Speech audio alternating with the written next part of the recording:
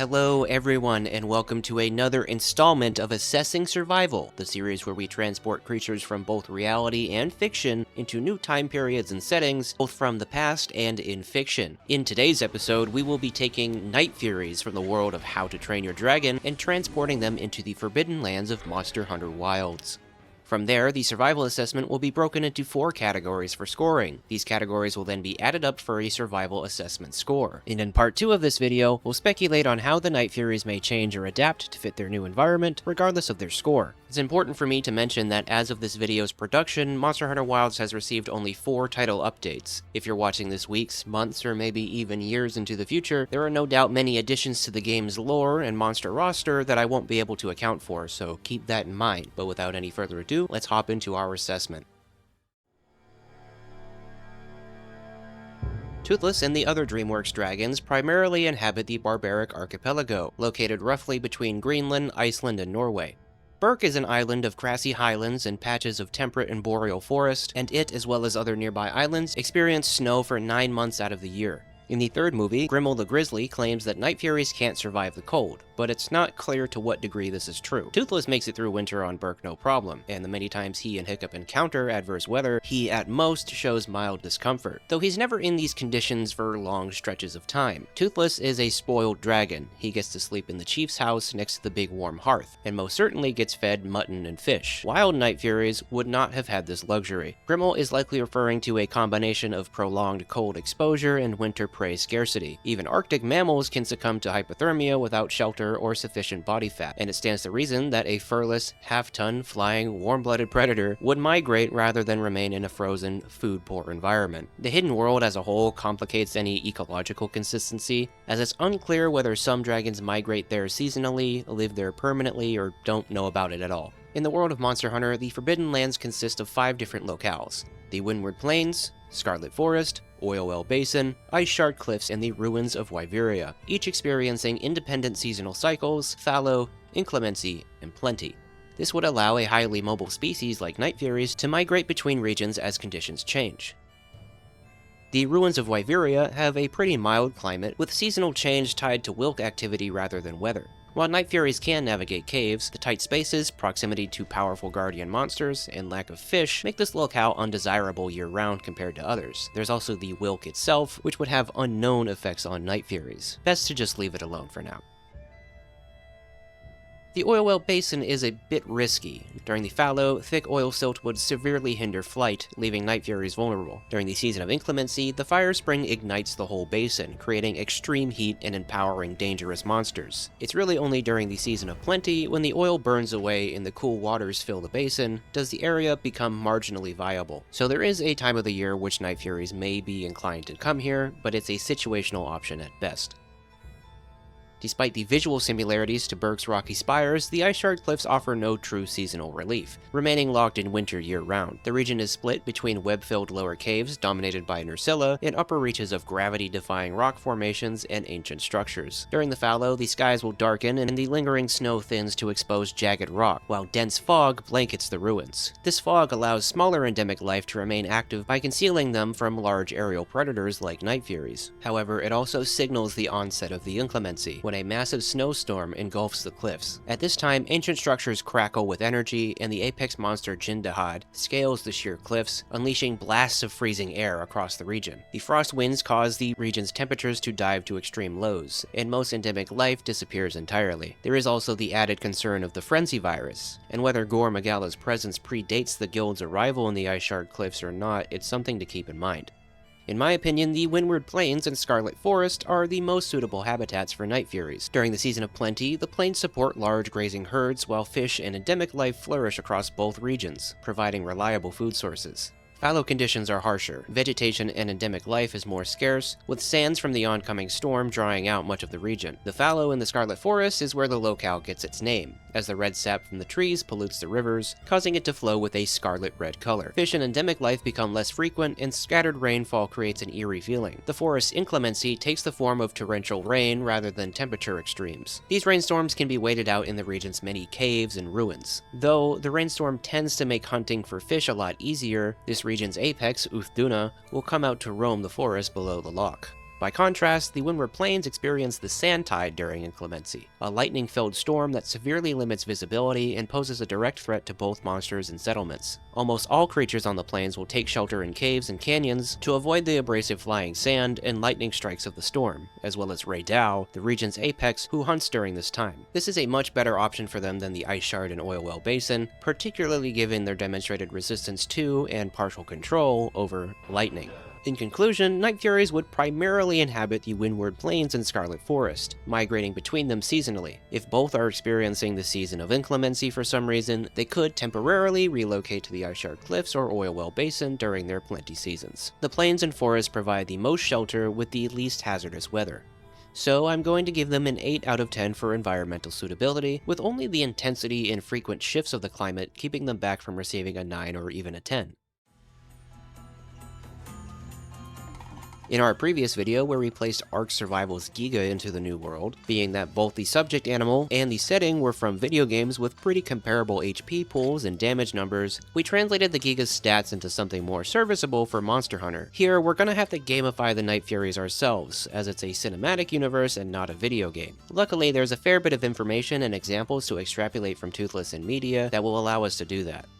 If compared to real-world animals, Night Furies are quite the sizable beast, with a body length of roughly 8 meters and a wingspan of 15 meters, weighing around 533 kilograms. But in Monster Hunter, they will be outsized by every large monster in the game.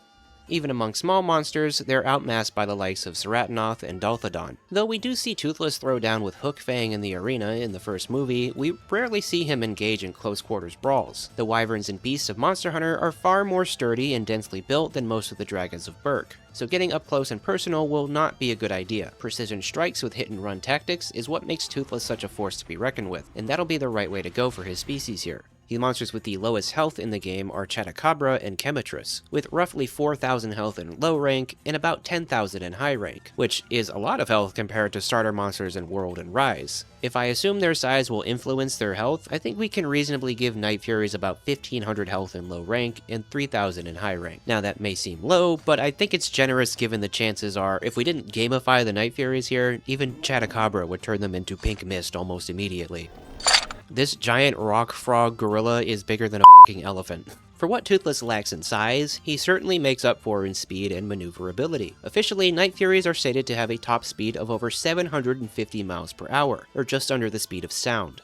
Now, he can't reach these speeds out of nowhere. Much like the Peregrine Falcon, this is only after dropping from a pretty high altitude, as we see in the fight with the Red Death. But once they do dive, Night Furies can keep up this forward momentum. They also have 2 sets of stabilizing fins on their tail that work in tandem with their wings to turn their bodies with impressive agility at high speeds, perfect for diving between the cliffs and overhangs of Berk. This makes Night Furies, at their top diving speed, faster than literally everything else in the world of Monster Hunter, other than Valstrax, of course. But luckily, he's not in the Forbidden Lands. Yet. I hope. Capcom, please. This precision and their high-speed reflexes are likely thanks to their remarkable intelligence, something we've become more than familiar with from the very start. Toothless forms a deep and intense bond with Hiccup. I won't go so far as to say Night Furies are intelligent as humans, but they certainly match or exceed the likes of apes, dolphins, and elephants. We can extrapolate through the relationship between Toothless and the Light Fury that they form bonds and mate for life, wherein they raise between 1 and 3 offspring at a time, protecting them and teaching them how to use their abilities in order to survive as adults. We most often see that the young hybrids travel with their parents as a group, but in a less comfortable situation, the parents might be forced to take turns hunting and protecting their young. Either way, protecting your young makes your species far more likely to survive even in a world full of monsters. Now, let's talk about that Plasma Blast of theirs, which is noted as among the most powerful dragon weapons in the Book of Dragons. We see these plasma shots take out siege engines, longboats, buildings, and blow holes through the wings of the Red Death. Now, I do have to take a moment to rant here, and this is particularly directed towards certain people. You know who you are. The Night Fury's Plasma Blast is not powerful enough to break the Bewilderbeast's tusk of its own merit. Drago's Bewilderbeast already shows visible cracks and chipping in its tusks the first time we see it. Those tusks are fitted with massive steel binders and used to haul an entire fleet along the bottom of the ocean. During its fight with Valka's Bewilderbeast, we see and hear those tusks slam together with enormous force, further stressing already damaged ivory. By the time Toothless fires, the tusk has already been battered by nearly every other dragon present. He only delivered the final hit after it was structurally compromised. But let's say, even if the Night Furies had the power to take on all the strongest dragons, would it make sense for such a small animal to attack such a massive creature? No, absolutely not. Which is why I've come up with my own theory as to why Toothless gets himself into such dangerous situations on a regular basis. Sure, he has a bond with Hiccup and wants to defend him and all, but he was also hit with a massive bola mid-air and plummeted hundreds of feet into the forest of Berk. I think Toothless has no fear because hitting his head as he fell from the sky made him retarded. But I digress. The power of their Plasma Blast for something this size is unlike anything we see in Monster Hunter. I'm certainly willing to bet that this attack could kill a hunter in 2 or 3 shots depending on their armor, as we do see Toothless one-shot Stoic the Vast in the second movie. Now, we've got their attacks sorted out, but what kind of elements and ailments can Night Furies take on? Almost all dragons in the DreamWorks franchise have scales which are incredibly heat resistant, allowing them to shrug off the majority of flame-based attacks. Some dragons, such as the Monstrous Nightmare, are even able to light themselves on fire and live comfortably in volcanoes. So I believe the Night Furies would be functionally immune to fire damage. And I say that because, of course, as we know, they're not so fireproof from the inside. Attacks that land on their head, where their eyes, nose, and mouth could be damaged, would still hurt them. As far as thunder goes, I think we can confidently say that Night Furies would have full immunity to this element. They have the ability to draw electricity from the atmosphere around them. This allows them to create a high voltage AoE blast, while also bending the light of their scales in such a way that makes them appear invisible for a short time. But with the most powerful of thunder attacks like those from Rey Dau and his railgun face would still be something to watch out for. Rey Dau is sort of like the Skrill on steroids. For water and ice, we will give the Night Furies no resistance, but no particular weakness to these damage types. They love to eat fish and often find themselves in and around the water finding them, but there's no reason to believe a tidal wave wouldn't take them out. And like we said earlier, Night Furies seem to be tolerant of the cold, but an ice-based attack from something like Jin Dahad would be devastating. And then we have Dragon Element. Night Furies wouldn't possess any immunity or resistance to Dragon Element because it's something that they've never encountered. While yes, Night Furies are dragons, the guild would not conclude that they are Elder Dragons. While most Elder Dragons in Monster Hunter have 4 legs and 2 wings, Elder Dragon is not a strict biological classification, but a term used for creatures that either possess immense power to shape ecosystems, are considered a natural force or disaster, or just have immense abilities that are unexplainable by conventional science in the universe. As far as ailments go, they probably would not be too resistant to blast damage, nor would they be too resistant to stun damage, as we see Toothless get stunned quite often. But for sleep, paralysis, and poison, we have Grimmel's Death Grippers for reference. They have a scorpion-like stinger at the tip of their telescopic tails to inject venom into their opponents. This venom covers all 3 of these ailments over its increasing dosage. Small doses, either from incomplete stings or from purposeful injections by the likes of Grimmel, have a sedative effect, putting the victim to sleep. 1 full sting from the tail is enough to completely paralyze a dragon, and a second strike is enough to kill them. There's also the Speed Stinger, which while we haven't seen the effects their venom has on the Night Furies specifically, we do see it's enough to paralyze dragons as large as Change Wings and Monstrous Nightmares. Now that we have our field guide for the Night Furies, we have a better understanding of how they'll fit into the world of Monster Hunter, and how the guild might document them. But there's one more thing that is unique to Night Furies and the Dragons of Berk that might be a big help. Large colonies of dragons are more often than not led by an alpha. This is most often a very large dragon such as the Red Death, Bewilderbeast, or in very rare exceptional cases, individuals like Toothless. Night Furies will be the only dragon of their kind in this world, but there will be many of them. Not all dragons live in colonies, we see many of them live in small groups or by themselves, and it's fair to assume that Night Furies will likely stick to themselves and their mates. But with time, one Night Fury may become skilled and tempered enough that others around them look to them for safety and leadership, taking on the role of the alpha. When this alpha, or any other Night Fury, lives long enough, they will change into a Titan Wing, the final stage in the dragon's life cycle, wherein they can grow to be 2 to 3 times larger, capable of easily taking or maintaining the alpha position. The Night Fury does bring some unique and impressive traits to the table, and said traits give them a powerful advantage in its own world, but here they only really serve to level the playing field and don't quite accomplish that. For strengths and weaknesses, the Night Fury receives a 6 out of 10.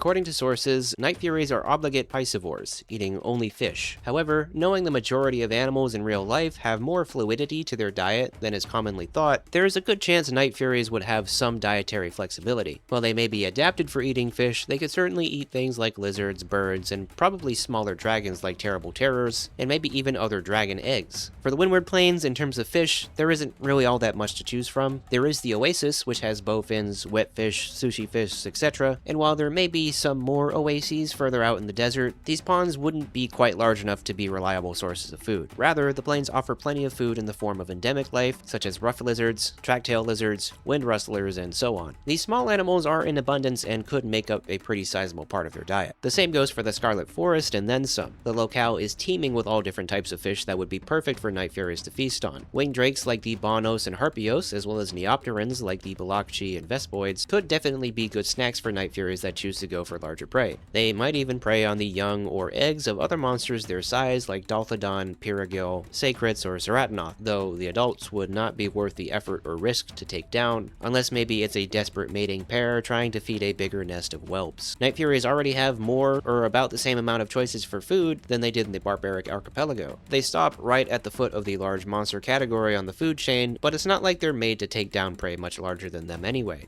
So for the prey items category, Night Furies receive a score of 8 out of 10.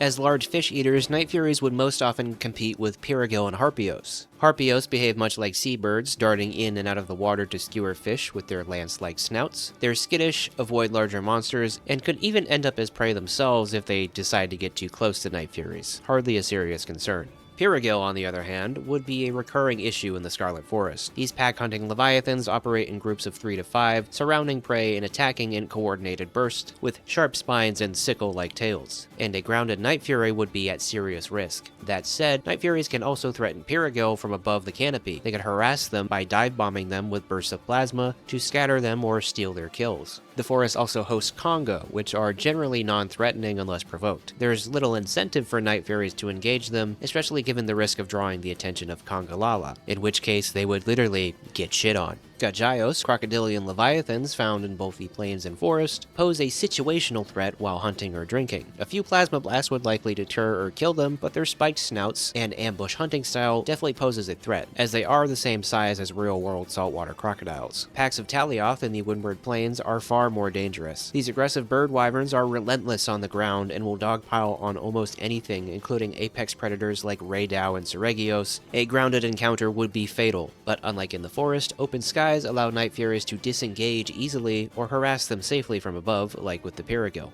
Chotacabra are strong and agile amphibians that hunt primarily in caves and near water sources. While physically imposing, they have a weakness to thunder, which Night Furies could exploit to create openings or escape, especially in the caves, where there's an abundance of charged fulgurite. Encounters would be most likely during drinking or insect foraging, though confined spaces heavily favor the Chotacabra.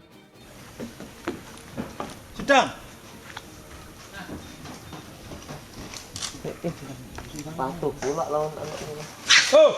He and Kutku migrate into the Scarlet Forest from outside the Forbidden Lands during the Season of Plenty. While conflicts would be less frequent due to differing food preferences, they are still large, heavily armored, fire-immune bird wyverns. But like with anything else, a prolonged engagement would be risky. Gypsaros appear mainly during the fallow and the plains and are unlikely to be frequent threats. If encountered, both species are best off disengaging. Blinding flash attacks versus plasma blasts benefit no one. Chemetris are opportunistic brute wyverns that bully other carnivores away from their kills. Any Night Fury that decides to hunt larger prey will risk attracting one. They're bulky, immune to fire, and resistant to thunder, making them difficult to drive off without serious risk. Balahara are serpentine leviathans which tunnel through the dunes outside of the plains, most often alone but sometimes in large groups. They ambush their prey from beneath, creating a large pit difficult for even Doshagama to escape. Night Furies will seldom be hunting in the desert, but if they do, they should really avoid walking on the dunes for too long. These drill-shaped graboids will take them out before they even have time to react. Doshagama are slow and easily avoidable in open terrain, but in the forest during inclemency, reduced visibility in tight spaces make them extremely dangerous. Concentrated plasma fire and thunder might deter them, but only as a last resort. It is better off just avoiding these guys entirely. Lalabarina are massive temnocerans whose body fluids contain a neuroplegic agent, which, when combined with water and their spinning red florets, can paralyze anything they come into contact with. They do have a weakness to fire, so if the dragons can avoid these or their massive stinger, they can shoot off a couple plasma blasts to disorient them and flee. Just as iconic as Toothless is to the DreamWorks Dragon franchise, Rathalos and Rathian are to Monster Hunter. Our King of the Skies and Queen of the Land will no doubt actively hunt Night Furies on the plains and in the forest. They are by far the most widespread and successful species of wyvern in the series, so Night Furies should expect to encounter them on a semi-regular basis. They are widespread, aggressive, immune to fire, and so much larger than they are. Plasma blasts would do little meaningful damage, and their explosive firepower would be more than enough to incapacitate a Night Fury. Escape is the only option, using thunder to disorient them and diving away at full speed. Rathian is easier to avoid, but Rathalos is the king of the skies for a reason. Seregios is even worse. Faster than the Wraths and built entirely around momentum, it would overwhelm a Night Fury before they could even think about absorbing thunder. Avoidance is the only strategy here. Rey Dau, the plane's apex, is in a class of its own. During the Sandtide, it weaponizes lightning and storm conditions using conductive scales and fulgurite-coated wings to amplify its attacks. Its railgun-like attacks carry immense kinetic force, to which thunder resistance would offer little protection. Even if Night Furies could cloak themselves amid the electrical chaos, hiding or relocating during the Sandtide is a better move. Forest apex predators like Uthduna, Lagiacrus, and Mitsusune are effectively death sentences. Whether underwater or near the shore, Night Furies are simply prey. Even with elemental weaknesses, any close encounter with these guys is a matter of when they'd be eaten, not if. As for Arkveld, I don't really see them going for Night Furies at all. These living fossils feed by absorbing the energy of large monsters and converting it into dragon element. Night Furies are far too small to be on their radar and don't really harness elemental energy in the same way that other monsters do. And even if they did, let's not pretend they have any chance of fighting back. Night Furies can hold their own against lower tier monsters through speed, stealth, and hit-and-run tactics, but beyond that, direct confrontations are rarely worth the risk. This mirrors the situation in their homeworld. Larger, stronger dragons existed, but ecological separation limited constant conflict. The difference here is that Monster Hunter monsters are far more durable, aggressive, and lethal. In the Threats and Competition category, Night Furies receive a score of 5 out of 10. Which brings us to our survival assessment score. When we combine all these scores for each category, Night Furies in the Forbidden Lands of Monster Hunter Wilds receive a survival assessment score of 6.7 out of 10. Our dragons will have some difficulty adjusting to this new world that they find themselves in, but the competition for that food is far more intense than it is with the other dragons in the barbaric archipelago. While they don't have Vikings to worry about, they have threats and predators waiting around every corner. Night Furies will largely continue to live the same lifestyle that they did in their own world, being largely fish eaters and making use of the night sky to keep away from predators like Rathalos. How might the Night Furies continue to live and adapt in the Forbidden Lands if given enough time? How would the guild go about classifying them and discovering their origins? Now, because this video has become such a large project, I've decided to give the Spec Evo segment featuring my friend Creature Archives, hey everyone, its own dedicated Part 2 video that will be coming out in mid-May. Pinky promise. So, go ahead and subscribe and hit the bell button if you haven't already, so you can be notified when that uploads. And if you're new here, check out the Assessing Survival playlist to see more videos like this one and how that Spec Evo segment usually goes. I highly recommend this one if you're here for Monster Hunter stuff. And of course, I will now read off the patrons and YouTube channel members by order of how much money they give me on a monthly basis.